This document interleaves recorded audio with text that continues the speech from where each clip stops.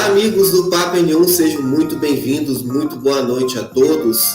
O nosso convidado de hoje já é uma figurinha carimbada da TV brasileira. Quem é do Distrito Federal sempre almoçou com ele no DF TV Primeira Edição, agora TF1. Quem assiste jornal hoje estava acostumado a ver ele nas escalas de plantão de sábado, como eu estava acostumado a ver também. E essa pessoa também participou do rodízio especial de 50 anos do Jornal Nacional, juntamente com a Ellen Ferreira de Roraima. Quem assistiu já deve saber de que eu estou falando. O nosso convidado de hoje é o Fábio William, jornalista e agora psicólogo. Fábio, muito obrigado por ter aceitado o nosso convite, muito bem-vindo.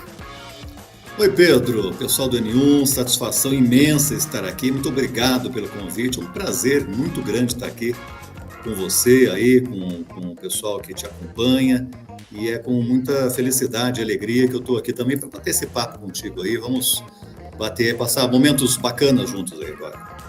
Vamos sim, Fábio, pode ter certeza disso. Fazendo uma pesquisa sobre você, sobre sua carreira, eu achei interessante, achei engraçado também, a forma como você foi parar na TV. Você começou na TV Uberaba, né, que era afiliada da extinta TV Manchete. Isso você em 84, né? 84, ano que minha mãe nasceu. Aí o incentivo veio da professora, da sua professora. Como que foi isso aí? Como que ela deu esse empurrão para você ir para a TV? Pedro, eu trabalhava em rádio, eu tinha mais ou menos um ano que eu trabalhava em rádio, em Uberaba. E uma professora me sugeriu que eu fizesse um teste na televisão. Só que eu estava aprendendo a fazer rádio, tinha, como falei, quase um ano de rádio, ainda era muito pouco, estava aprendendo a fazer rádio. Mas ela sugeriu que eu fizesse esse teste lá, ela tinha parentesco com o dono da emissora, então, para não desagradar a professora, né, eu fui lá fazer esse teste. Mas no dia que eu fui fazer esse teste, cheguei lá, não tinha assim, o diretor não estava lá, eu falei que ia fazer um teste, eu acho que as pessoas nem sabiam que eu ia fazer esse teste. A verdade é que eu gravei alguma coisa no estúdio, eles nem os refletores ninguém acendeu. Na verdade, eles pensaram assim, não vamos dar muita bola para esse rapaz não, né? Ele veio aí, vamos fingir que gravou alguma coisa e vamos deixar por isso mesmo. Enfim, mas eu tinha pagado a fatura, falei, bom, eu tenho que dar uma satisfação, ir lá e fazer o teste. Não deu em nada, mas falei, professora, fiz o teste e tal. Enfim, esqueci dessa história. 3 meses depois, eu estava na rádio onde eu trabalhava, e uma pessoa liga lá na rádio, eu atendi o telefone, a secretária atendeu, passou para mim, era uma sexta-feira, era a secretária do dono da emissora, dizendo que, e passou para ele. Falou, Fábio, olha, se você fez um teste aqui, mas eu acho que apagaram esse teste, eu não vi esse teste, não cheguei a vê-lo, você não quer voltar e fazer outro teste? Falei, claro, né, vou. E marquei na segunda-feira para fazer esse outro teste. Cheguei lá umas 9 da manhã, quando deu umas 11 horas, 11h10, assim, veio um senhor correndo pelo corredor e perguntando aos gritos quem era o rapaz que ia fazer o teste. Eu lá, muito humilde, né, levantei o dedo, falei, sou eu, né? Aliás, era o único que estava no corredor. Ele mandou, então vamos embora, e saiu correndo, né? Eu fui atrás dele, meio assustado assim, perguntei, eu vou fazer o teste agora? Ele falou, não, você vai apresentar o jornal ao vivo, porque a apresentadora não veio até agora, e nós precisamos apresentar o jornal, você que vai apresentar. O jornal ia ao ar às 11h20, era 11h10 mais ou menos. Então eu estava assim, de camiseta, como eu estou aqui agora, e sentei lá, ligaram os refletores todos, né? E aí eu levei aquele impacto. Eu falei assim, olha, quando apareceu o seu rosto ali, tinha um monitor, né? Quando apareceu o seu rosto ali, você começa a falar. E não tinha teleprompter, não tinha nada. Então era tudo no papel mesmo. Enfim, a verdade é que eu vi um sujeito parecido comigo ali aparecendo na televisão e eu comecei a falar aquilo que estava escrito. Não tinha lido, não tinha a mínima noção do que estava falando. A verdade é que foi a partir dali que eu fiquei na televisão, no meio, 15 minutos depois do jornal, a apresentadora chegou, começou a bater lá na porta. Eu falei, meu senhor, tem uma moça batendo ali na porta. Falou, esquece, a apresentadora chegou atrasada, agora já era. E eu fiquei lá, né? Então, desde então, esse foi o meu teste, foi um teste ao vivo.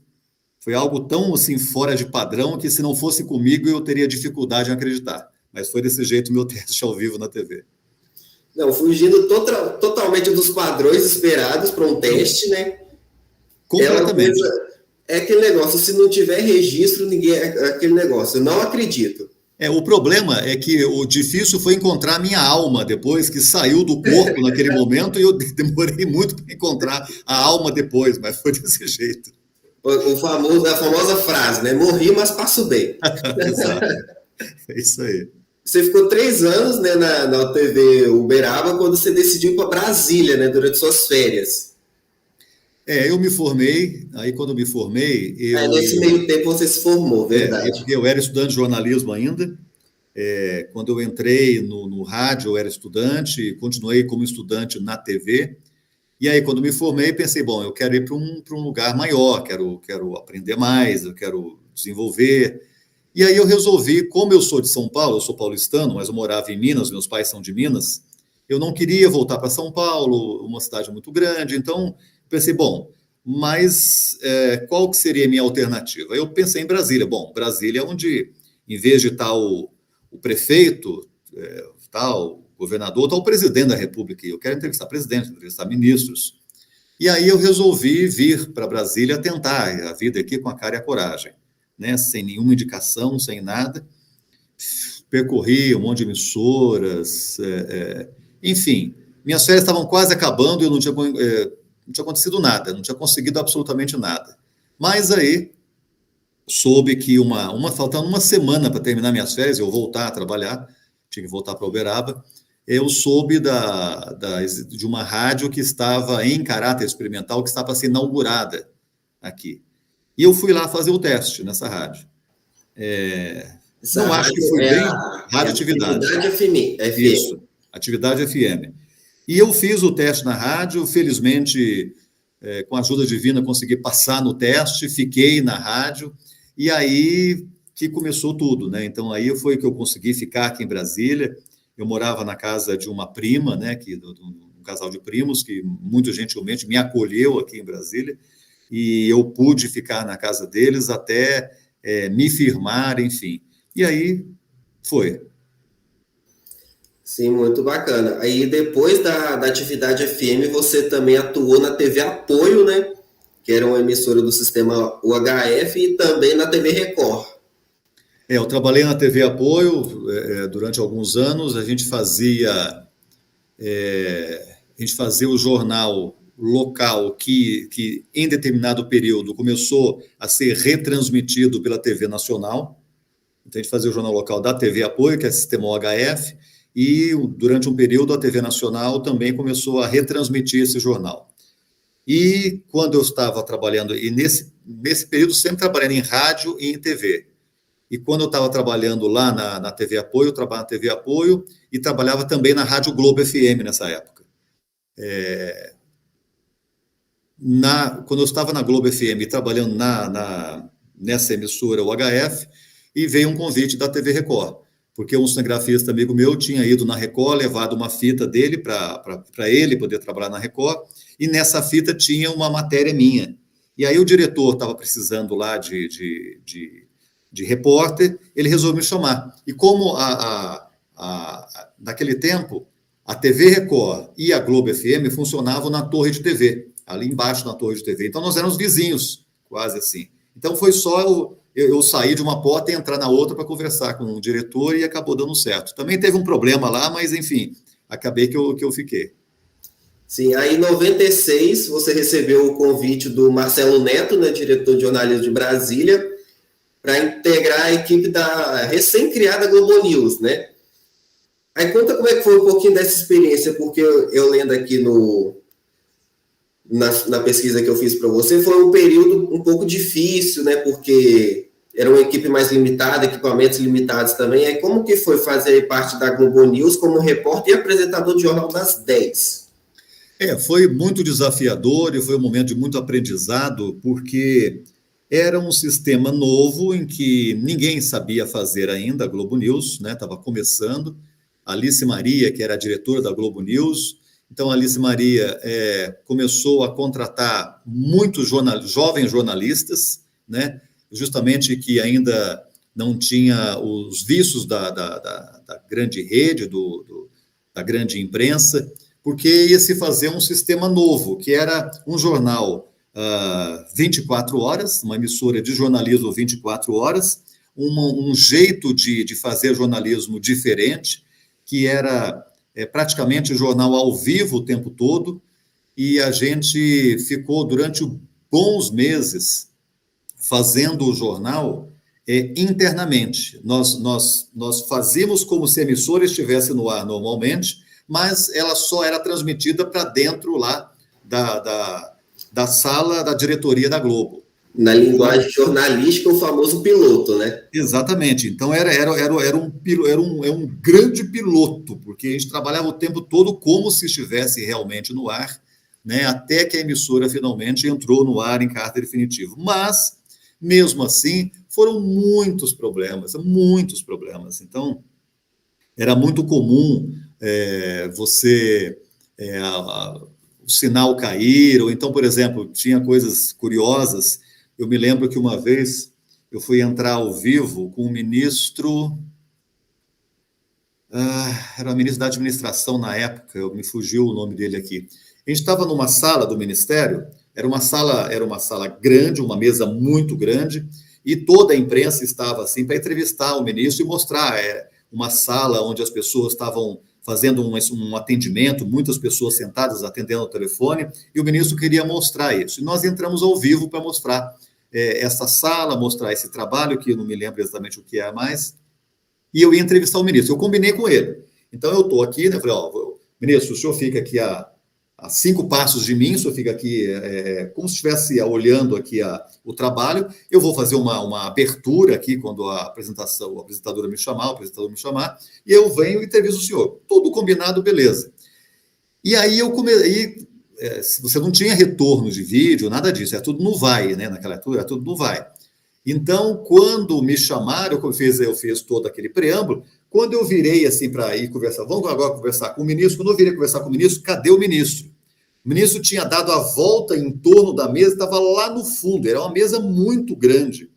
E eu falei, quando eu olhei, ele não estava no lugar combinado, eu comecei a andar, a disfarçar, comecei assim a dar outras informações, né? E chegar perto. Só que não era microfone sem fio, nem tinha microfone sem fio. Era microfone com fio mesmo. E aí o fio não deu mais. Aí eu cheguei e não deu. Ainda bem que o cinegrafista que estava comigo era muito safo, ele percebeu isso, tirou de mim e ficou mostrando lá outras coisas, o pessoal trabalhando. Foi a hora que eu dei a volta, eu abaixei, dei a volta, correndo assim em torno de toda a mesa até chegar no ministro novamente, e eu consegui. Aí o fio deu, porque eu dei uma volta onde está mais perto, consegui entrevistar o ministro. Ou casos, por exemplo, em que o cinegrafista não percebia que estava ao vivo, que às vezes a comunicação falhava, e ele estava conversando, já aconteceu de eu entrar ao vivo pela Globo News, e o cinegrafista batendo um papo com o outro, não percebeu que estava ao vivo, e com a câmera no ombro, mostrando o meu pé, mostrando meu joelho, mostrando a cintura, e eu ali falando, sabendo que estava ao vivo, ele pensava que eu estava treinando alguma coisa antes de entrar, porque é comum, às vezes, você treinar o seu texto algumas vezes antes de você entrar ao vivo, e só quando acabou o vivo é que ele se deu conta que nós tínhamos entrado no ar. Então, eu entrei no ar, o repórter falando e mostrando o pé do repórter, mostrando o joelho do repórter, mostrando a cintura do repórter. Então, foram muitas vezes que coisas desse tipo aconteceram no início da Globo News.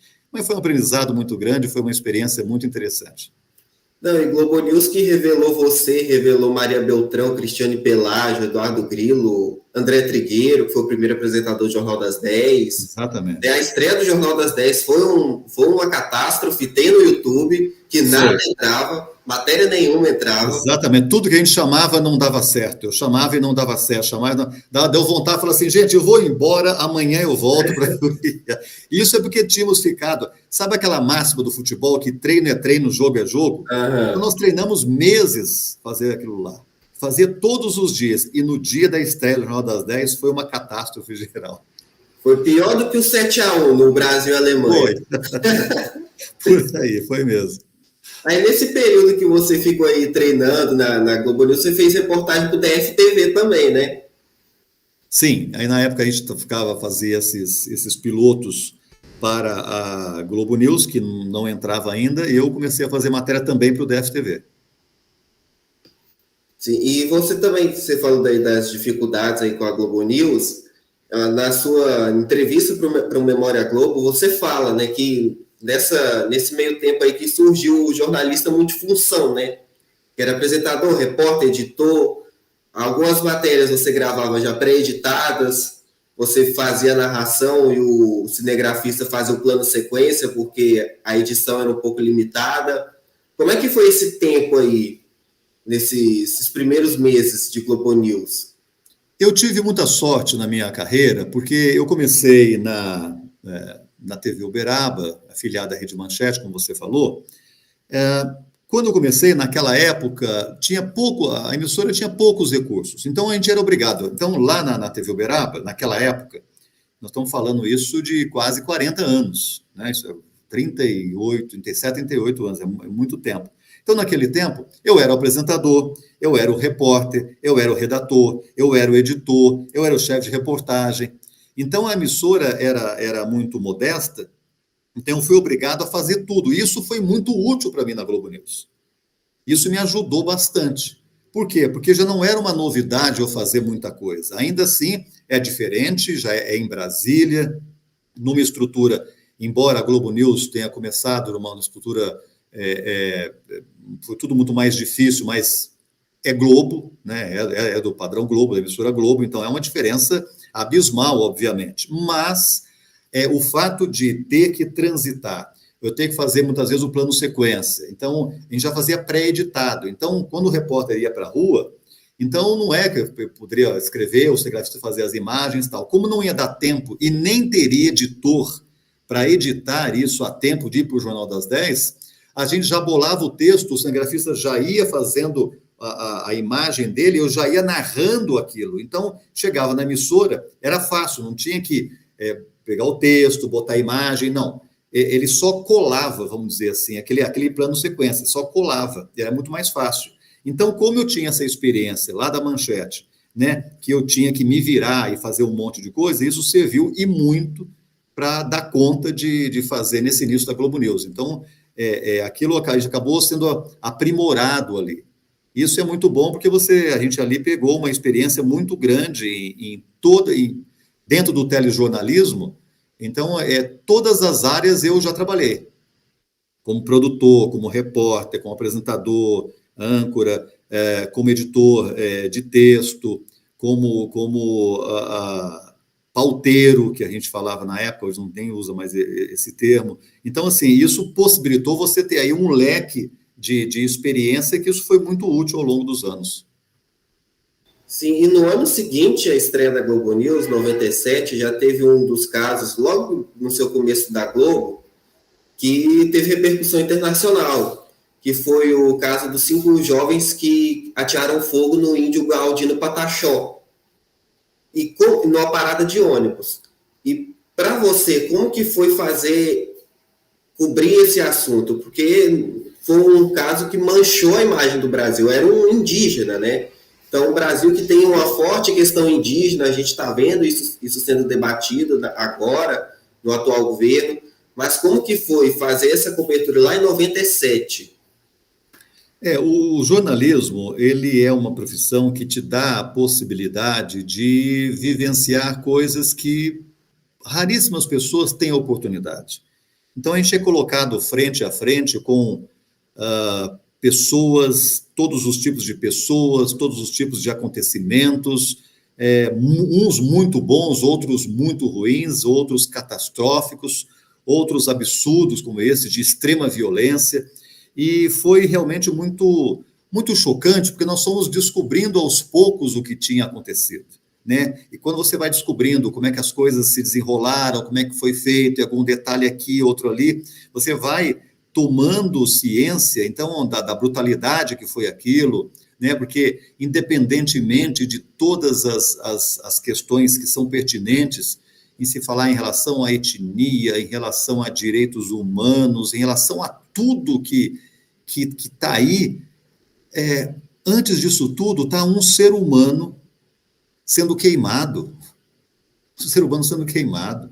E foi queimado, não é porque, e que também não se justificaria, houve ali uma briga, houve um desentendimento, alguém bateu em alguém, alguém esfaqueou alguém. Não.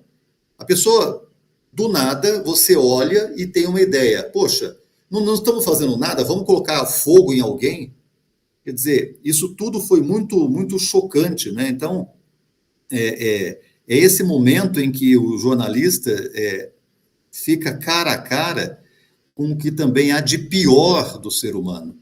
E você precisa estar ali firme para poder ser o mais correto possível nas suas colocações, não querer ser o dono da verdade, o dono do mundo, e colocar aquilo, mas... E aí que vem o papel do jornalista, né? Quer dizer, é você mostrar a verdade nua e crua para que as pessoas possam olhar aquilo, muitas vezes se chocar com aquilo, e não permitir que isso exista mais. Porque se não fosse a imprensa, como é que as pessoas iam saber que isso existiu? E a partir dali, creio que muita coisa começou a mudar.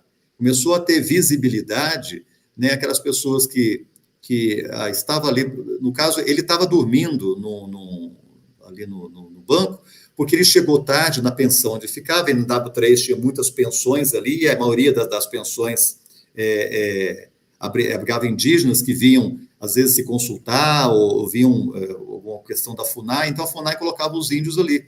E ele chegou e já tinha fechado a pensão. Então ele foi dormir na parada. Quer dizer, poderia ser ele, poderia ser uma pessoa, um andarilho qualquer, poderia ser, sei lá, de repente, por que não? Um de nós que estava ali, eu perdi o ônibus, não dá, você deita ali. Quer dizer, a gente teve cara a cara com algo que foi absolutamente terrível, do ponto de vista pessoal. E foi assim, do ponto de vista jornalístico, foi algo muito importante a gente participar disso. Ajudar a contar essa história. Porque o jornalista nada mais é do que um historiador do dia a dia. É um historiador do hoje. Então, ele conta a história hoje que depois, daqui a anos, isso vai estar nos livros de história contando isso. Então, eu ter participado disso, embora seja absolutamente lamentável esse assunto, mas do ponto de vista jornalístico foi importante, tanto profissional quanto pessoal também, para a gente ter noção do que o ser humano também é capaz de fazer. Sim, Fábio, muito importante isso também. E a gente entra também na questão de que o jornalista, ele está lá para informar, para levar a informação até quem está em casa. Então, ele fica diante de situações muito chocantes, e às vezes você está observando o jornalista lá, tipo assim, com um semblante sério, passando informação com todo o cuidado, mas por trás dele tem uma pessoa. A gente não sabe o quanto que aquela notícia impactou, o quanto que o fato de ele ter ido lá fazer aquela apuração pode ter mexido com o psicológico dele, com o emocional. Então, essas questões, às vezes, a gente não vê, né? Mas a gente tem que ter a plena consciência de que antes do jornalista tem um ser humano, tem uma pessoa ali que está reportando aquela situação. Importante isso, Pedro. E lembrando um detalhe também, né? Às vezes as pessoas não pensam, ninguém é obrigado a saber disso, nem pensar nisso, mas já que você levantou isso, e é algo importante, quando o jornalista está ali, de TV, por exemplo, né, que está ali falando, para chegar ali, foram horas de um trabalho árduo, de um trabalho para poder pegar a melhor informação, sendo pressionado pelo tempo, sendo pressionado pelos editores, que tem horário para chegar. Muitas vezes os entrevistados não atrasam 5 minutinhos ali, 5 minutinhos ali, aí tem o trânsito, tem um monte de variáveis que ele precisa dar conta, porque o mundo não está de acordo com o seu deadline. E ele tem a responsabilidade de chegar ali e dar a melhor informação. E o jornalista profissional, ele vai responder por aquilo. Não é ele falar que ele acha ou deixa de achar, não. Tudo que ele está falando ali, ele vai ter que responder na justiça se ele falou alguma coisa errada. Então, o jornalista, ele faz tudo para não errar. Primeiro, porque ele não quer errar. Ele está ali para dar informação, ele está ali para fazer o melhor que ele pode. Então, às vezes eu vejo, né, já aconteceu comigo, mas de uma maneira muito bem menos que já aconteceu com muitos colegas, às vezes os colegas serem xingados a gente é mesmo, mas muitas vezes, né, a pessoa partir para uma agressão, quer dizer, para um profissional que está ali fazendo tudo que ele pode para informar as pessoas, porque as pessoas não podem estar o tempo todo em todos os locais. É para isso que existe o jornalista. Porque se arrumasse uma forma de ter uma informação, talvez com a inteligência artificial, quem sabe um dia, de você ser informado sobre tudo o que está acontecendo, sem precisar do repórter, talvez não precise ir lá mais. Mas aí o repórter tem que estar na guerra, o repórter tem que estar nos palácios, o repórter tem que estar nos lugares mais difíceis, tem que estar nos tiroteios, tem que estar nas delegacias, tem que estar nos necrotérios, tem que estar em tudo quanto é lugar para poder passar essa informação. Quer dizer, é um trabalho que vai ajudar as pessoas a estarem informadas. E não existe nada melhor do que a informação para você não repetir os mesmos erros históricos. Seja um erro em nível de saúde, seja um erro em nível de administração, seja um erro em nível de política pública, política de administração, política de saúde, política de meio ambiente. Então, assim, é você fazer a história no dia a dia para que a gente possa aprender e saber o que está acontecendo, para a gente não errar mais. Então, é um trabalho conjunto que, às vezes, as pessoas não compreendem isso, e como você falou, quando o jornalista está ali, ele passou por muitas coisas até estar ali dando aquela informação. E ele é profissional, a obrigação dele, a obrigação do jornalista é falar a verdade e a melhor coisa possível. Mas, como você bem colocou, atrás do jornalista tem uma pessoa que erra, que tem medo, que às vezes se confunde, não pode, e vai ser punido por isso. Mas ele está passível disso. Embora a grande luta do jornalista, como de qualquer outro profissional na sua profissão, é fazer o melhor possível e errar o menos possível. Sim, quando a gente fala de história, a gente fala que o conhecimento nunca é demais, né?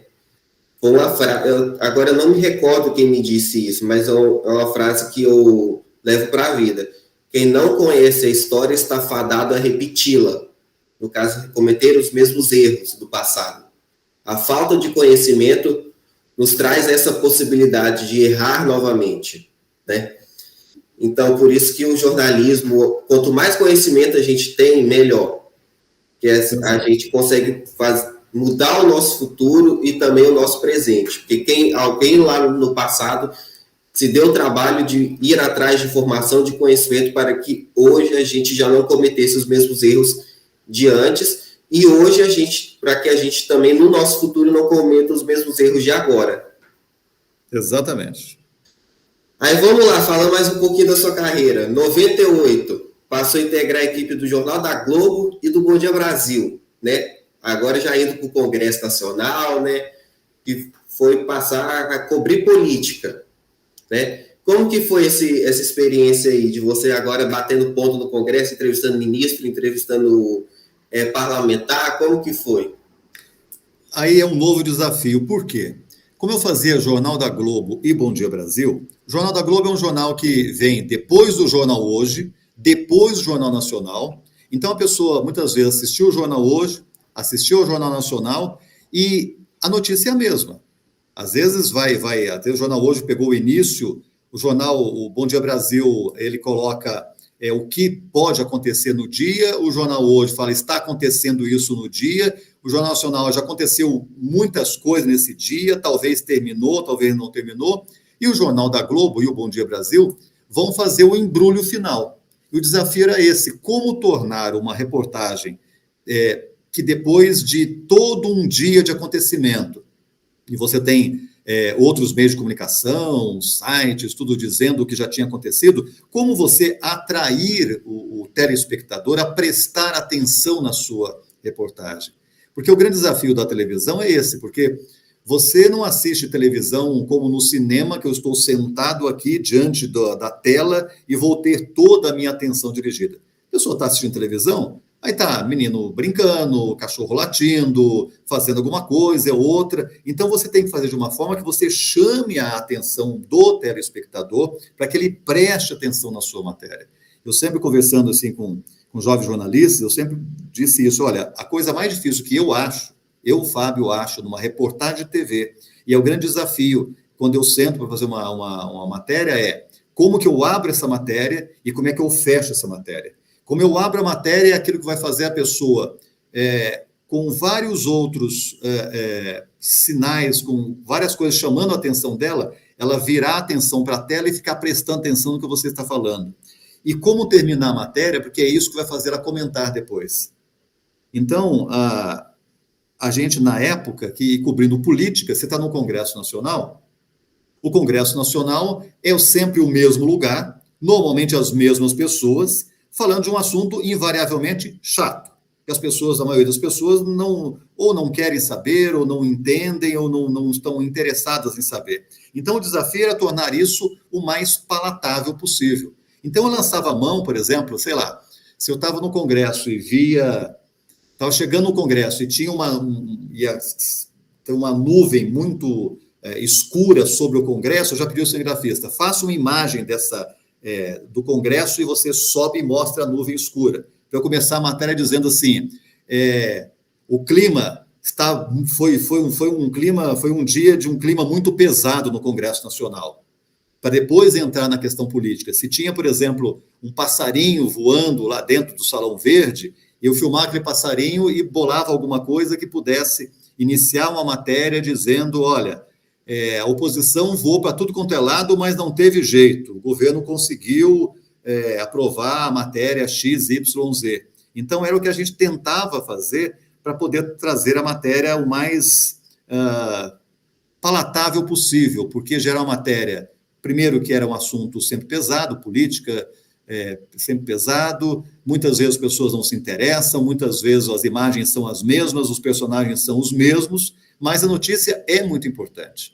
E é necessário que as pessoas saibam. Então, o desafio diário era como tornar aquilo de uma forma que as pessoas vão se interessar, mesmo já tendo sido noticiado aquilo, ainda vai chamar a atenção. É o desafio de sempre estar transformando uma mesma notícia, mas sempre também trazendo uma abordagem diferente. Exatamente. É um jeito de contar, né? Porque é aquela velha máxima, né? Aquele chavão. O jornalista nada mais é que um contador de histórias. Eu vou contar uma história. Agora, a história pode ser boa ou ruim de acordo com a forma como você conta ela. A história está ali, ela aconteceu, é aquilo mesmo, não tem como mudar. A questão é como você vai contar, qual é o lead da matéria, né? Que vai aí ao encontro que você falou. Como é que eu torno, qual é o lead? O que eu vou dar mais importância a quê? Mais importância ao fato de ter aprovado o salário mínimo? Ou ao fato de que, olha, esse salário que foi aprovado não é o que havia sido prometido, então eu foco mais nisso. Então, esse salário aprovado só foi aprovado porque uma verba maior saiu para esse pessoal aqui, esse pessoal estava impedindo esse salário de ser assim, então eles não iam votar, ameaçaram, o governo teve que gastar XYZ para poder fornecer esse X. Então, depende de qual vai ser o lead de cada jornal, qual vai ser a abordagem de cada jornal.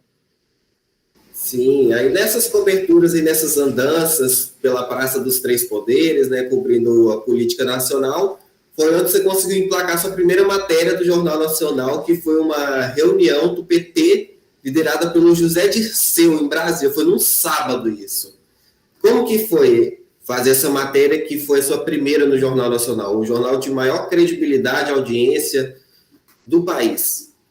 Foi muito emocionante para mim, eu que sempre quis, né, como repórter de televisão, e sempre desejei, né, ter uma matéria no Jornal Nacional, e nunca tinha dado certo, né, então tinha os repórteres exclusivos do Jornal Nacional, mas eu estava de plantão, era um sábado, estava de plantão, e teve essa reunião do PT, e parece, não me lembro detalhes mais, parece que essa reunião não estava prevista, ou era para acabar antes. Eu só sei que o repórter, como era plantão, então quem estava ali. Só que o repórter do JN, ele já tinha uma outra matéria que já estava fazendo.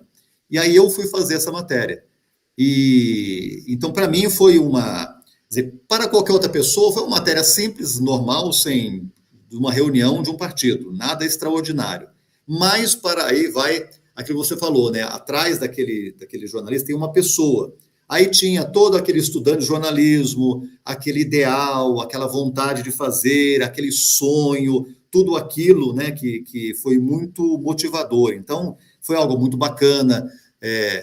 Minha família ficou muito feliz, né, na época. Então, aquilo foi muito significativo para mim. Então, para qualquer um que olhasse aquilo, pô, ele ficou feliz por causa disso, uma coisa tão simples, tão normal, né? Mas para quem estava inserido, né, naquele sistema, eu sou jornalista, sou repórter de TV, sempre sonhei com isso, então aquilo foi muito importante. Então, aos olhos de externos, foi uma coisa super comum, mas para mim foi algo, e para as pessoas, né, à minha volta, foi algo muito importante. Aí, 2005, você fez a cobertura do Mensalão, dos maiores escândalos de corrupção até então, né? Para quem não lembra, o Mensalão foi denunciado pelo Roberto Jefferson, que está preso por até ano passado, faltando uma semana para o segundo turno.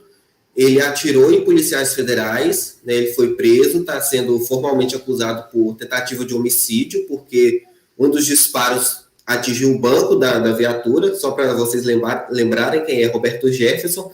Ele denunciou o caso de corrupção nos Correios, né? E o esquema de pagamento de mesada a parlamentares da base aliada em troca de apoio. Aí eu vou trazer umas aspas suas que você disse. É o seguinte, abre aspas. As coisas não acontecem na política porque alguém resolveu ter um lampejo de honestidade profunda. Infelizmente, acontece quando alguém que participa de um esquema que deixa de ser bom e denuncia. Fecha aspas. Como foi para você acompanhar esse escândalo do Mensalão, que vale lembrar quem trouxe à tona foi a Renata Lopretti, que hoje apresenta o Jornal da Globo, que na época fazia parte da Folha de São Paulo. Sabe, quando a polícia faz a apreensão de um grande carregamento de droga? Às vezes é por competência da polícia, mas na maior parte das vezes é porque alguém que estava naquele esquema que não foi beneficiado o suficiente resolve ligar para a polícia e denunciar. Já que eu não ganhei, também ninguém ganha. Então, na política, Pedro, tem gente honesta? Sim, na política tem gente honesta. Na política tem gente boa? Sim, na política tem gente boa. Então não é essa história, essa coisa fácil, né? Desse discurso fácil, esse discurso que é populesco de falar todo mundo está na política ladrão, todo político é corrupto. Isso não é verdade. Eu cobri o Congresso Nacional durante 20 anos. Isso não é verdade. Mas o que acontece? O que acontece é que muitas vezes as pessoas honestas, as pessoas corretas, as pessoas que sim estão ali por idealismo, estão ali porque são honestas, estão ali porque são necessárias, e é necessário que se esteja ali, alguém precisa fazer isso, elas não conseguem ter um destaque muito grande. Às vezes justamente por não entrar no esquema, justamente por não estar inserido dentro de um grupo específico, por não aceitar certas coisas, e essas pessoas muitas vezes ficam deixadas de lado. E na política, assim, aquilo que a gente vê no dia a dia é muito interessante, né? Cobrir o Congresso Nacional é muito interessante, é uma lição de vida. Porque, ao contrário de uma outra cobertura normal que você vai fazer, por exemplo, do incêndio, tem começo, meio e fim. Tem uma apresentação de teatro, um artista vai fazer uma peça, você vai lá, entrevista o artista, a peça é essa, tudo tem um começo, meio e fim. Na cobertura política, não tem um começo, meio e fim. As coisas estão acontecendo o tempo todo. É como você entrar dentro de você colocar o pé em um rio, aquilo que você sentiu naquele momento tem a ver com o que aconteceu lá atrás e vai ter repercussão lá na frente. E aquilo já muda o tempo todo. A água que está molhando você, o pé, o tempo todo, não é a mesma água. A água molhou e já foi embora, já é outra coisa, vai mudando. E na política tem muito disso. Então, o repórter de política precisa entender qual é o mundo político. E o Congresso Nacional é o berço disso, para você entender como aquilo funciona. Por isso que é até curioso a gente ver, assim, tantas paixões, tantas verdades absolutas arraigadas, gente se matando, batendo, xingando, irmãos se separando, famílias sendo apartadas, tudo por causa de política. Se eles soubessem como é que essas coisas são feitas, como é que muitos acordos são feitos, E muitas vezes, todo mundo é assim? Não, claro, como disse, não é todo mundo assim. Mas boa parte do que você vê, às vezes você vê lá, dando entrevista, as pessoas, falando, isso é verde porque é isso, aquilo, outro, não, isso é amarelo porque é assim, assim, assim. Aí você já ouviu os caras conversarem lá atrás e dizendo assim, vamos fazer o seguinte, eu falo que é verde, você fala que é amarelo, depois a gente dá um jeito de ser azul. Então, assim, por isso que eu fico muito entristecido quando eu vejo as pessoas, às vezes, falando absurdos, brigando, levando aquela ferro e fogo, porque não é do jeito que as pessoas pensam e não é do jeito que muitos demonstram. Repito, tem muita gente honesta, sim, muita gente honesta, muita gente correta, muita gente que quer fazer a coisa boa, mas, infelizmente, não é o que prevalece. E o que prevalece muitas vezes é algo que se demonstra uma coisa, se mostra uma coisa, e as pessoas acreditam naquilo, as pessoas têm boa fé, acreditam então que o Pedro está defendendo o azul porque tem camiseta azul, e o Fábio está defendendo o preto porque tem camiseta preta. Só que, na verdade, eu e você já conversamos que lá na frente, depois que passar todo esse mise-en-scène, todo esse circo todo, eu e você vamos usar branco e vai estar tudo bem. Sim, a política como é que eu posso falar? É um exercício diário de entendimento, né? Às vezes, nós leigos que não estamos lá, não temos essa vivência, a gente acha uma coisa que a gente está só repetindo quem já disse isso lá atrás, né? Então, eu vou falar que eu já trabalhei com política, fui estagiário em Câmara de Vereadores na minha cidade natal, então eu sei como é que é. Muita coisa, quando eu trabalhei, muita coisa foi desmistificada pela minha vivência na Câmara de Vereadores, que não era tudo aquilo que as pessoas falavam. Então a gente acostumou a fazer essa replicação de falas e não a entender de fato como realmente a coisa funciona e nem quem compõe, né, o legislativo local ou o legislativo nacional. Até porque são feitos de homens e mulheres, e como homens e mulheres somos humanos e, portanto, somos falhos, né? Exatamente, somos passíveis de erros. Ninguém é perfeito. Agora, indo para 2006, você acompanhou infelizmente, aquela tragédia, né, envolvendo um avião e um jato Legacy, né, que se chocaram no ar e caiu lá no norte do Mato Grosso. O Legacy conseguiu pousar lá no Pará, mas o avião caiu, matando 154 pessoas. Como que foi fazer essa cobertura de uma das, até então, maiores tragédias da aviação civil nacional e que foi um estopim para se descobrir que que tinha várias falhas de tráfego aéreo e culminou na CPI dos grampos?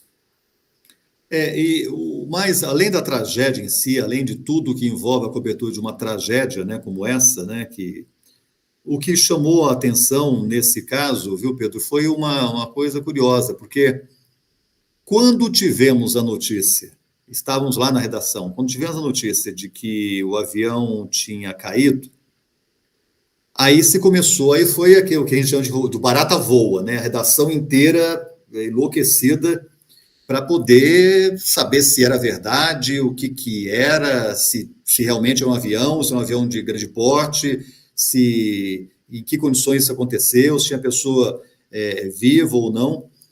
E eu estava participando dessa cobertura. E eu me lembro que, na época, a TV Globo foi muito criticada, porque disseram que a TV tinha demorado a dar a notícia porque havia um interesse de não dar a notícia naquele momento para não prejudicar uma outra notícia de cunho político na época.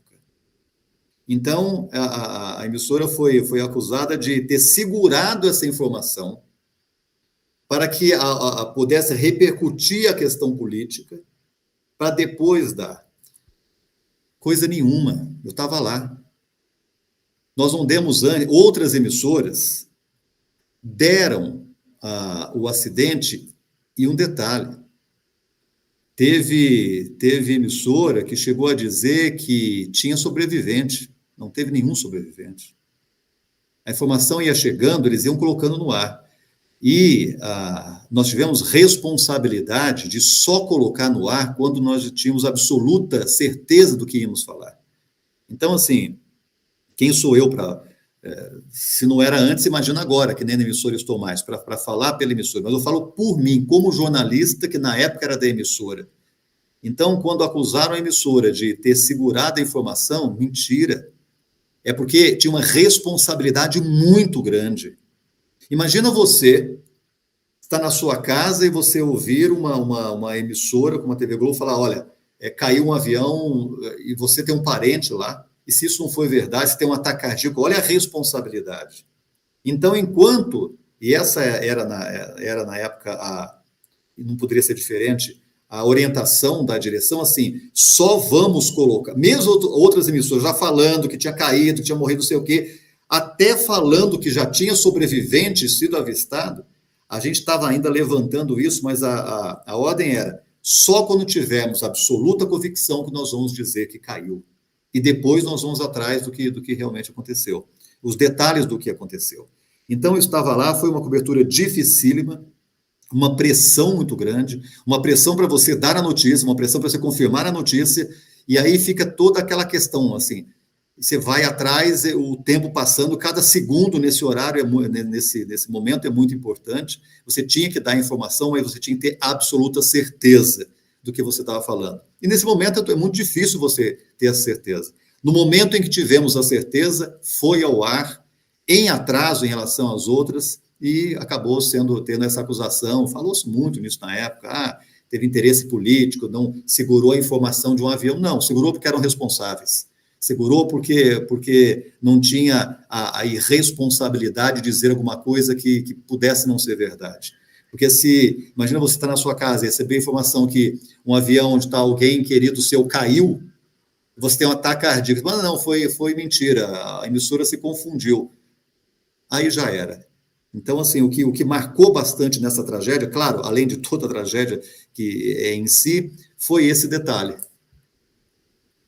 E quando a gente fala de grandes tragédias, você toca num ponto crucial da responsabilidade.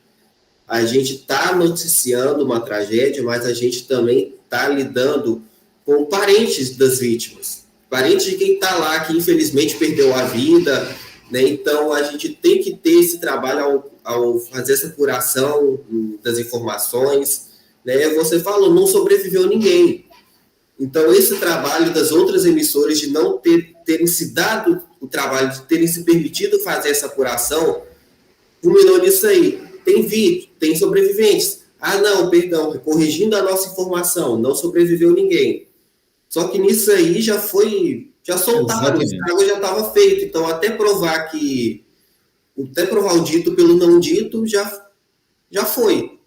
Né? Então, porque, como você tinha abordado antes, Pedro, assim, antes do jornalista, antes do profissional de informação, tem um ser humano. Tem uma pessoa que eu não queria nunca estar sentado numa televisão assistindo um noticiário que desse uma informação que um incêndio aconteceu, um grande desastre onde todas as pessoas morreram, aconteceu, sendo que eu podia ter um parente lá. Então, assim, essa responsabilidade é muito importante. Passa pela ética jornalística a ética humana. Não existe ética profissional se não existir ética humana. Não existe responsabilidade profissional se não houver respeito, responsabilidade humana. Se eu não respeitar o outro, não tem como. Então, às vezes acontece alguém perguntar assim, né? Às vezes, quando eu vou conversar com um estudante, o que é que precisa para ser um bom jornalista? Eu falei, o que precisa para ser um bom jornalista é o mesmo que precisa para ser um bom médico, um bom psicólogo, um bom motorista de ônibus, um bom balconista. Precisa ser uma boa pessoa. Você tem que ser uma boa pessoa. Porque senão você não vai fazer o atendimento mais correto possível, você não vai dar a informação mais correta possível. Porque quando eu estou informando, eu tenho que saber que aquela minha informação, ela vai ter repercussão, para o bem ou para o mal. Eu tenho que saber o que eu estou falando. E mesmo que seja algo verdadeiro, quantas e quantas vezes nós seguramos, como você segurou alguma coisa para a família saber primeiro e para a gente poder informar. Porque a questão humana precisa, você não pode perder de vista. Para eu dar um furo jornalístico, para eu dar uma notícia importante, eu esquecer todas as outras coisas que antecedem a questão do noticiário. Então, isso é muito importante no meu entender, e felizmente no entender de pessoas profissionais da área, que o jornalista ele está ali imbuído primeiro de humanidade, depois das técnicas dele. E, infelizmente, com o passar do tempo, ao invés de termos pessoas que sejam responsáveis, né, que entendam que ela não está lidando apenas com, às vezes, uma informação, mas ela também está lidando com pessoas, a gente está vendo a falta disso. As pessoas não estão se dando mais o luxo de fazer apuração, de checagem, não tem mais cuidado com o uso das palavras e nem com a repercussão que está tendo, né? E muitas pessoas estão sendo vítimas desse trabalho mal feito, né, por assim dizer, de alguns jornalistas, digamos assim, né? Mas até porque, Pedro, e isso, é interessante você dizer isso, você sendo um jovem jornalista, é muito interessante você, embora experiente, mas você é jovem, deve ter começado muito cedo, lá no Jardim de Infância já estava fazendo reportagem. É interessante porque, assim, isso começou lá atrás, quando se tirou a obrigatoriedade do curso de jornalismo, quando se começou a tirar essa responsabilidade maior. Então, quando a gente fala, dá a impressão, por exemplo, quem é jornalista profissional, que fala, olha, tem que ser jornalista profissional, tem que ser profissional, tem que ser isso, dá a impressão que é só segurar o emprego dele, só o nicho dele. Não é. Porque, assim, na vida é assim. Se você fizer tudo certo, pode dar errado. Agora, se você fizer errado, não tem perigo de dar certo. Então, se a pessoa não tem responsabilidade, eu sou jornalista porque eu trabalhei no site, trabalhei num blog, fiz não sei o quê, nem preciso de curso superior, já sou jornalista. Você não aprende a ética, você não aprende a responsabilidade. Você vai falando simplesmente, eu ouvi dizer que o Pedro Leonardo fez tal coisa assim, eu jogo. Se não for, a gente vê depois, mas é uma boa notícia essa, vai me dar muitos likes, vai me dar muita audiência isso. Eu não penso, caramba, se não for, ou ainda que seja, qual a relevância disso? Então, se o Pedro jogou fora a camisa dele, e se o Pedro é um político e aquela camisa foi comprada com dinheiro público, ok, ele ter jogado a camisa fora tem relevância. Agora, se o Pedro quer jogar a camisa que ele comprou por conta dele, será que isso tem relevância? Será que se eu jogar, ele vai ser mal falado? E mesmo que depois eu desminta, gente, eu me enganei, o Pedro não fez isso, não. Todos que ouviram antes vão ouvir agora? Depois que a informação foi dada, ela ganha o vento. Já era. Você já maculou a credibilidade de alguém. Porque construir nome, você leva anos e anos e anos, e para você derrubar uma reputação, são segundos. Já era. Então, está havendo essa crise de responsabilidade. Essa crise, então, nada é 100% bom, 100% ruim. Quando você tem essa facilidade, como nós estamos aqui agora, por exemplo, de você poder dar uma informação, de você ter acesso a um meio de comunicação, isso é muito importante, isso democratiza, isso ventila, isso é importante demais. Só que, ao mesmo tempo, dá oportunidade de pessoas que não têm essa ética, não têm esse compromisso, ou às vezes é por ignorância, às vezes é por incompetência, mas muitas vezes é por maldade. Você joga alguma coisa com um propósito ruim, só para poder prejudicar alguém, e aí depois que você jogou aquilo, depois que eu falei que o Pedro, ele adora a camisa vermelha, ele está de azul hoje para disfarçar. Pode ser a maior mentira do mundo, mas uma vez que alguém ouviu isso, vai ficar aquela pulga atrás na orelha. Será que o Pedro realmente ele veste azul? Ou será que ele gosta da camisa vermelha e ele não está usando vermelha? Ah, não, o Pedro ele tem uma camisa verde guardada, ele usa azul só para disfarçar. Pode ser a maior mentira do mundo, uma pessoa vai ficar com aquilo pensando, será que é verdade ou não? Você já jogou aquilo no ar. Então, assim, a responsabilidade é muito importante. Então, você vê qual é a sua fonte, qual é a fonte que tem a informação, quem está dizendo isso, por qual meio está dizendo isso, e que tipo de... Porque o jornalista, ele não fala por falar, ele fala e ele mostra o que ele está falando. Se aquilo tem uma prova, principalmente se for alguma coisa que vai prejudicar a imagem de alguém.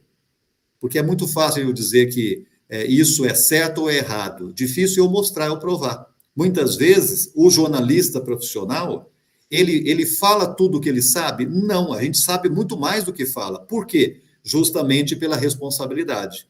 Se eu disser aquilo, não basta eu dizer, eu tenho que dizer e provar. Se eu não puder provar, eu vou ser cobrado por aquilo, e o pior, se eu não conseguir provar, será que é porque realmente tem prova? Será que é porque eu não estou enganado? Então, o que faz um jornalista ter convicção de que aquilo que está falando é verdade? Porque ele tem como mostrar. É isso aqui, ó. Tem essa gravação, tem essa imagem, tem esse documento, e já ouvi fulano, ou então eu tenho isso aqui. Então, assim, e passa por aquilo que você falou, assim, a questão de você ser responsável por aquilo e saber qual é o efeito que vai ter na sua notícia, porque não é uma fofoca, é uma notícia. Quanto mais credibilidade você tem, mais responsabilidade você tem também. Sim, exatamente. Infelizmente, a gente viu uma colega de profissão sendo vítima dessa falta de responsabilidade, né? Quem acompanhou aí, viu, sabe do que eu estou falando. Pois é. Agora vamos para 2011, quando você assumiu a primeira edição do DF-TV, substituindo Alexandre Garcia. Como foi você receber essa missão de reformular o DF-TV? Isso foi, na época, o diretor-geral de jornalismo era o Schroeder, junto com a Silva Faria, era diretor de jornalismo aqui em Brasília, o Schroeder era diretor-geral de jornalismo da Globo. Ele esteve aqui em Brasília e me chamou e falou assim, Fábio, nós vamos reformular o DF-TV e a gente quer que você faça isso. Na época eu relutei, eu não queria fazer, porque eu sempre gostei muito de reportagem, queria continuar como repórter, que era repórter do Bom Dia Brasil, mas, enfim, o chefe fez um convite, mas esse convite era quase uma imposição, de maneira muito gentil, mas uma imposição, né? Porque o chefe convida pela educação, mas ele está te dizendo, olha, eu quero que você faça isso. Mas foi algo que realmente no início não é algo que eu queria fazer, porque eu gostava muito do que eu estava fazendo, mas foi algo muito bom, foi um desafio e tanto, eu contei com a ajuda, com a colaboração, e durante muito tempo o Alexandre Garcia participou comigo como comentarista, ele era o apresentador, aí eu passei a ser o apresentador num novo modelo de jornal, e o Alexandre continuou com a gente, sendo comentarista, e me ajudou muito, dando informações, ensinando mesmo muitas coisas, né, como se fazer e tal. E foi algo muito bom, foi algo que nós começamos com uma turma muito boa e foram de lá até abril do ano passado, foram quase 12 anos, 11 anos e alguns meses. Sim, logo depois também de você ter assumido o DF-TV, em 2013, você entrou para os plantonistas do JH, né, do Jornal Hoje, de sábado. Aí, onde você fala também que é motivo de orgulho você ter assumido essa função, porque você vê uma missão importante no jornalismo, né? Aí, conta pra gente como você recebeu esse convite para integrar a equipe de plantonistas do JH e como você enxerga essa missão do jornalismo. Olha, foi algo assim foi uma alegria imensa você ser convidado para apresentar um jornal de rede na Rede Globo. Isso foi algo fantástico para mim. Então, eu me lembro que eu fiquei no primeiro dia fiquei muito tenso. Aliás, a tensão ficava até quando ia apresentar o DF-TV, até o último jornal que eu apresentei ainda tinha tensão, porque quando você tem responsabilidade, você sabe a importância do que você está fazendo, até porque você está levando informação que as pessoas vão acreditar no que você falou. Porque a única coisa que o jornalista tem, e é isso que você tem, Pedro, a única coisa que nós temos é a credibilidade, só isso. As pessoas precisam acreditar no que a gente fala.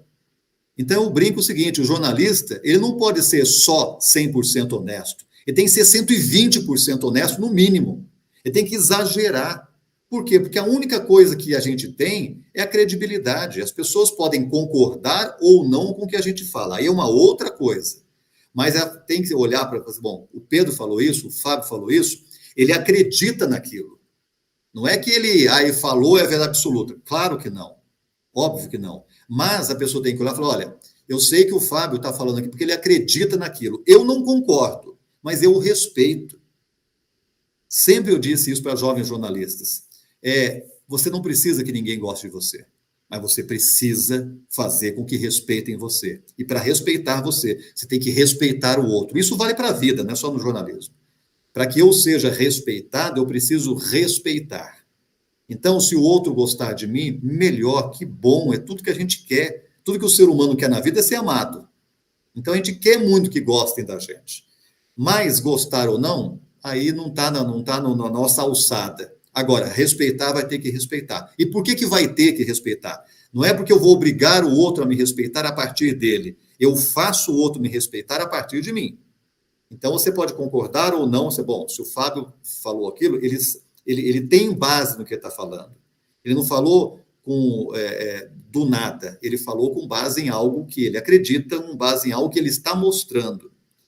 Então, a missão do jornalista, na minha muito humilde opinião, é justamente isso. É uma coisa muito simples. É aquilo que eu tinha dito anteriormente. As pessoas não podem estar em todo lugar ao mesmo tempo. Então, estaremos nós, vai estar o jornalista, para poder contar para aquela pessoa. E para que a pessoa possa acreditar em mim, eu vou precisar ser 120% honesto, porque só 100% não basta. Tem que ser 120% honesto naquela informação. Inclusive, se depois de todos os filtros possíveis e imagináveis, todas as vezes que eu vou para checar a informação, ainda assim, alguma coisa estiver errada, eu tenho obrigação profissional e moral de chegar. Eu errei nisso e nisso. Não vai recuperar todo o erro, como eu falei, depois que a palavra é dada, ela já ganha o vento. Mas você pode, pelo menos, dizer assim, olha, eu errei nisso. Então, é uma obrigação profissional e moral. Então, acho que a grande missão do jornalismo é dar às pessoas a possibilidade de, com informação, escolher aquilo que elas acham mais correta para a vida delas. Então, o que o jornalista tem que fazer é isso. Ninguém, Pedro, em nenhuma situação, tem condições de escolher de verdade se não tiver as informações corretas consigo. Eu só posso escolher entre 3 cores, se eu souber quais são essas 3 cores e souber o que cada uma representa, o que cada uma significa. Aí eu posso escolher, não, eu quero essa cor, eu quero essa cor. Agora, se eu não souber mais ou menos, tem uma cor aí que eu não sei, é meio verde, meio azul. Se você não souber muito bem, você não tem como escolher. Então, a nossa missão é dar informação em que a pessoa possa confiar, para que ela possa tomar a decisão e fazer as escolhas que para ela parecem mais corretas. Sim, também entra naquela questão de dar o maior leque possível de informações para que essa pessoa faça o seu poder de escolha, né? Onde Exatamente. entra a questão da melhor informação com uma variedade, né, de informações também, para que ela não fique só refém de apenas uma ou duas. Então, por isso que é bom ter essa variedade aí. Agora, vindo mais recentemente, 2019, foi quando você, acredito que 27 pessoas deste seleto grupo de jornalistas brasileiros foram sorteados para apresentar o Jornal Nacional 50 anos. Como você recebeu a notícia, Fábio?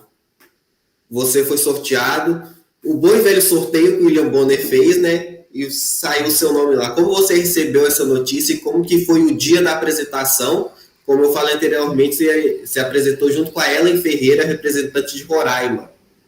Eu nunca ganhei na Mega Sena. Já fiz aqui na Mega Sena, mas a Mega Sena nunca fiz, não. Mas eu acho que é uma alegria semelhante a essa, viu? Era a realização de um sonho de um jovem jornalista que sempre quis apresentar o Jornal Nacional. Então, eu, como repórter de TV, como jornalista de televisão, minha carreira toda de 38 anos, quase 40 anos de rádio e TV, eu sempre trabalhei em rádio e televisão, nunca trabalhei em jornal impresso, nunca trabalhei em site, nunca trabalhei em outra coisa. Então, toda a minha carreira de jornalismo é em rádio e em TV. Então, meu conhecimento todo está ali em rádio e em televisão. Eu não sei fazer outro tipo de jornalismo. Então, foi uma realização suprema de um sonho. Então, assim, isso é algo que está comigo, que é uma das maiores alegrias que eu tenho. E apresentar o Jornal Nacional também foi significativo, que foi no dia 5 de outubro, que é aniversário do meu filho mais velho. Então, eu apresentei o jornal no dia do aniversário do meu primeiro filho. Então, foi algo extremamente significativo para mim. Então, é algo que eu vou carregar para o resto da vida. Então, uma das alegrias, das satisfações, dos orgulhos que eu tenho na vida é poder ter apresentado o Jornal Nacional junto com a Ellen, que é uma menina maravilhosa, uma jornalista, que agora a Ellen é uma pessoa extremamente capacitada, agora ela é cantora, ela faz sucesso em Roraima, cantando, faz shows, enfim, e foi tudo muito bom, foi tudo muito satisfatório, foi tudo muito algo para realmente se guardar, eu guardo a memória no coração com muito orgulho. Sim, agora falando de uma outra paixão, só vamos deixar o jornalismo de lado, vamos falar da psicologia, que agora depois que você saiu, né, da TV Globo, você agora tem seu escritório, no seu Instagram, que eu sou seu seguidor. Obrigado. Vi vídeo seu onde tem um vídeo que até deu uma certa polêmica, deu um alvoroço, você digita Fábio Willian no Google, só aparece isso. Quando você gravou aquele vídeo falando sobre a sua demissão da Globo, quem tinha sido culpado. Você conseguiu, assim, gerar uma curiosidade, mas acredito que foi uma curiosidade acima da média. Aí quando você solta, eu assisti o vídeo do início ao fim, eu refletindo, falei assim, gente, ele tá certo. Algumas pessoas, obviamente, criticaram, né, e tudo mais, faz parte, nem Jesus agradou todo mundo, né? Então, como que a psicologia surgiu na sua vida e como você está levando a psicologia agora com o seu escritório, né, com o seu consultório de psicologia? Agora vamos falar do doutor Fábio Willian, psicólogo. Eu sou psicólogo já há 11 anos, então eu tenho consultório há 11 anos. Eu não divulgava isso porque a minha clientela sempre foi do boca a boca e, muito modestamente falando, sempre teve fila de espera. Então, eu nunca divulguei, nunca falei, nunca comentei. E eu sempre gostei da psicologia, sempre trabalhei em rádio, eu sempre trabalhei bastante, assim, eu sempre gostei muito de trabalhar, sempre tive 2 empregos, a maior parte da minha carreira foram com 2 empregos, então, trabalhava em rádio e em televisão. Quando eu deixei a rádio, estava só na televisão, resolvi fazer faculdade de psicologia. Por quê? Porque eu sempre gostei de psicologia, sempre li sobre psicologia, sempre estudei de uma maneira não sistemática. E resolvi fazer faculdade. Resolvi, então, levar a cabo esse outro sonho. Me formei, sou psicólogo clínico, sou psicoterapeuta de adulto e casais e trabalho com hipnose clínica. Então, o meu consultório sempre foi, felizmente, movimentado. E quando ocorreu a demissão e quando aí muita gente falou que se eu ia voltar para a televisão, se eu ia continuar, eu falei, não, eu vou agora me dedicar apenas à psicologia. Foi aí que as pessoas, então, descobriram que eu era psicólogo, mas eu sou psicólogo há 11 anos, já tenho meu consultório durante todo esse tempo onde eu faço esse trabalho como psicoterapeuta. E isso que eu falei, Pedro, e todos os outros vídeos, não sei se você ouviu outros vídeos que eu venho gravando, tudo isso é o meu dia a dia no consultório. Eu já falo isso há 11 anos, todos os dias. Os meus pacientes, eles não aguentam mais eu falar isso, porque eu falo isso o tempo todo, sobre a responsabilização. Então, quando eu falo, eu sempre cito, todas as vezes que alguém vai no meu consultório, fazer uma consulta para fazer terapia ou para fazer hipnoterapia, eu sempre cito essa frase do Jean-Paul Sartre na primeira sessão, na consulta que vai fazer comigo. Olha, não interessa o que fizeram com você. O que interessa é o que você vai fazer com o que fizeram de você. Jean Paul Sartre já dizia que, olha, nós somos sempre responsáveis por tudo. Mas como eu sou responsável, Fábio? Eu perdi o meu emprego por causa da pandemia, vamos supor. Muita gente, né, que tinha loja, muitos comerciantes, muita gente quebrou durante a pandemia. Alguém pode ser responsável pela pandemia? A pessoa, não, mas aí vem o que Jean Paul Sartre fala, você é sempre responsável. Tá bom, você não inventou a pandemia, agora, você vai ser resultado daquilo que como você vai enfrentar isso, da maneira como você enfrenta isso. Então, a pandemia está aí, eu não tenho escolha. Agora, eu escolho como é que eu vou me portar a partir de então. Então, tanto é que teve muita gente que cresceu muito na pandemia. A pandemia foi algo, por incrível que pareça, benéfico para as pessoas. Então, é nesse sentido. Então, quando eu falei que eu ia dizer quem era o responsável por aquilo, né, e achavam que eu fosse, né, falar de A, B ou C, não, eu sou o responsável. E está tudo bem. Então, assim, foram 26 anos e meio, Pedro. Você acha que caberia eu chegar aqui e reclamar de quê? Reclamar de quê? Vou achar ruim do quê? Ninguém é obrigado a estar com ninguém. Então, se você tem uma pessoa que trabalha para você, aí de repente em algum momento você não quer mais, você é obrigado a ficar com aquela pessoa, ninguém é obrigado a nada. Então, porque eu falo, eu sou o responsável, eu vou ser o responsável porque eu vou fazer de mim agora. Então, aquilo que eu fiz, aquilo que eu trabalhei, aquilo que eu exerci, um pouco que eu falei aqui, aquilo pertence a mim, ninguém me tira isso mais. Tudo que eu vivi, e é importante, às vezes, eu falo muito isso para os meus clientes, para os meus pacientes, falo assim, você precisa se tomar posse daquilo que você viveu, que ninguém te tira mais. É como, por exemplo, vamos fazer uma analogia aqui, é como um namoro. Você namora com uma pessoa, você ama aquela pessoa, aí um dia aquela pessoa não te quer mais, ok. Você tem uma escolha, ou você vai viver o resto da sua vida em depressão, murmurando, porque você não terá mais aquela pessoa, ou você vai chorar, fazer ali o seu luto, mas vai só até a página 3. Porque o que você viveu com a pessoa, ninguém vai tirar, nem a própria pessoa. O que você viveu com a pessoa que você amava, e isso serve para a pessoa que você amava, para o emprego que você teve, para a saúde que você teve, para a vida boa que você teve até então. Então, você pode se focar naquilo que eu não mais terei, ou eu posso me focar naquilo que eu tive, naquilo que eu aprendi, naquilo que foi bom para mim, e a partir daí em cima disso, nesse patamar eu procurar novos horizontes para mim. Então foi nesse sentido que eu falei, eu sou o verdadeiro culpado pela minha demissão.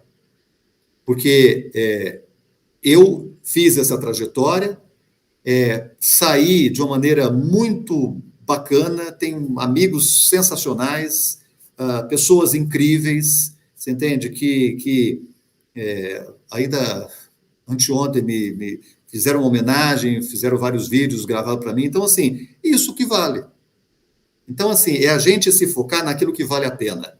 Então, como é que digo isso todos os dias, eu só digo aquilo que eu acredito. Aí imagina se eu chegasse e falasse assim, olha, gente, coitadinho de mim, porque fulano de tal fez isso, fulano fez aquilo. Não fez. Não fez, e está tudo bem. Porque é a partir daí que você vai descobrir outras coisas. Então, foi a partir daí que eu, por exemplo, entrei nas redes sociais. Que eu não tinha, não fazia sentido para mim, não era aquilo que eu achava que deveria fazer. Acabei fazendo por pressão da minha família e tal, e foi maravilhoso. O que eu estou recebendo, Pedro, e você, por exemplo, você comentar isso, falar que você, um cara da sua categoria, um cara aí do seu profissionalismo, um cara como você, falar que você está me seguindo, rapaz, isso para mim, isso é de uma alegria, isso é de uma satisfação. Eu me sinto não merecedor disso, entendeu? Então, assim, eu agradeço a você, agradecendo a você, eu agradeço a cada pessoa que se dá o trabalho de me seguir, se dá o trabalho de ouvir o que eu tenho para dizer. Para mim, isso é fantástico. Para mim, isso é incrível. Então, isso é um prêmio que eu recebi. Se eu tivesse choramingando o que não mais terei, eu não teria a oportunidade de estar feliz com o que eu conquistei e feliz com coisas novas que eu nem imaginava de eu estar conquistando agora. Então, é nesse sentido que eu dei essa resposta. Olha, Fábio, assim, eu vou ter que parar a entrevista, que já tem 1h20, questão de tempo, né? Essa 1 hora, acho que foi a melhor 1h20 da minha vida. Eu trabalho com sinceridade, trabalho com verdade. Agradeço demais você ter aceitado o nosso convite. Quando o Guilherme mandou mensagem para mim, falou assim, sexta-feira você vai ter uma entrevista, surpresa, não vou te falar quem é, mas é uma pessoa que você queria entrevistar muito. Aí eu pensei 2 pessoas, Fábio Turci e você.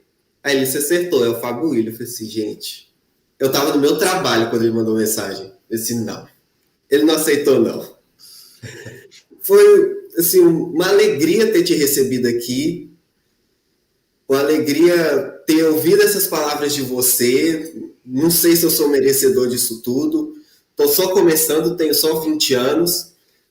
Tenho muita coisa para trilhar aí pela frente, muita coisa para viver. Agradeço demais as suas palavras, você ter aceitado o nosso convite. Né? Eu vou parar de falar, só vou começar a chorar, só canseriano.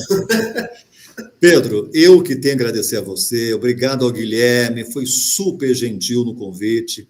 Eu não teria como não aceitar isso. Às vezes eu até, tem outras pessoas, às vezes, pediram, vamos dar uma entrevista e tal. Eu falei, como eu dei muita entrevista esses dias, eu até pedi, pessoal, vamos dar só um tempinho para o pessoal não enjoar de mim, que eu fico com medo das pessoas enjoarem de mim. Eu falei, então eu morro de medo disso, né? Eu não quero que as pessoas enjoem de mim.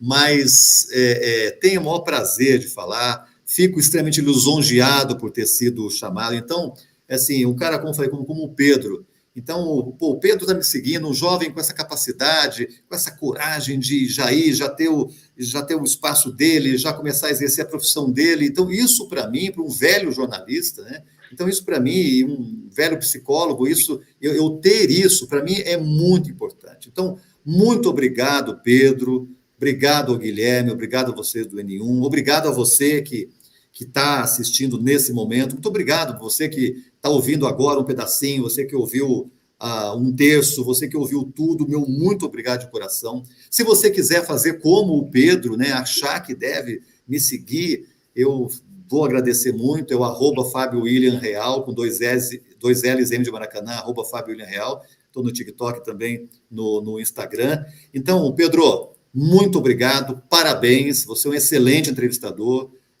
você tem uma carreira absolutamente brilhante pela frente e dá para perceber, assim, pelo seu jeito de falar, pelo jeito de colocar, da pessoa bacana que você é, do ser humano bacana que você é, da pessoa responsável que você é e querendo fazer a coisa com responsabilidade. E pode ser até que o caminho de quem faz tudo certinho pode até ser um pouquinho mais difícil, mas com certeza é realizador e é recompensador. Muitíssimo obrigado, um abraço para você, para todo mundo, e fique em paz. Como eu queria ouvir esse fique em paz, aguardei ansiosamente por isso. É isso aí, Fábio, muito obrigado. Eu tô segurando o choro aqui, diante do que você falou. Para você que nos acompanhou aqui, muito obrigado pela companhia, muito obrigado pela sua audiência. Fique em paz, parafraseando Fábio Willian, e até o programa da semana que vem. Tchau, gente. Muito obrigado.